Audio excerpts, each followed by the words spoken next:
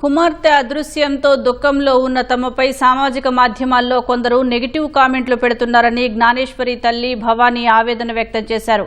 తన బిడ్డ అదృశ్యంపై కొంతమంది పెడుతున్న కామెంట్లు తమను ఎంతో బాధిస్తున్నాయన్నారు. పాప అదృశ్యమై 10 రోజులైనా క్షేమంగా వస్తుందని ఆశతో ఉన్నామని, ఆ ధైర్యాన్ని కోల్పోనివ్వద్దని కోరారు.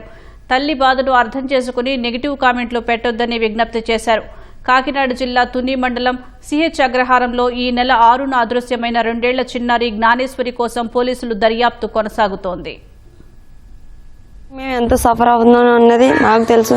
పడుకుంటున్నామా, తింటున్నామా, తెల్లలేదా, ఏంటి ఉంటున్నామా, ఎలా ఉంటున్నాము అనేది అది మా ఒక్కరికే తెలుసు. మీరు రావాలనుకుంటే వచ్చి ఒకసారి ఇక్కడ వచ్చి మా పరిస్థితి ఏంటో, మా బాధ ఏంటో చూసి వెళ్ళండి. అంతేకాని మీరు ఎక్కడో ఉండి మీరు చూసింది ఒకటి చూడకుండా ఒకటి సోషల్ మీడియాలో వస్తున్నాయి కదా, వీడియోలు వచ్చేస్తున్నాయి కదా, ఇదే జరుగుంటుంది మీరు అనేసుకోవడం, కామెంట్స్ పెట్టేయడం అది కరెక్ట్ కాదు.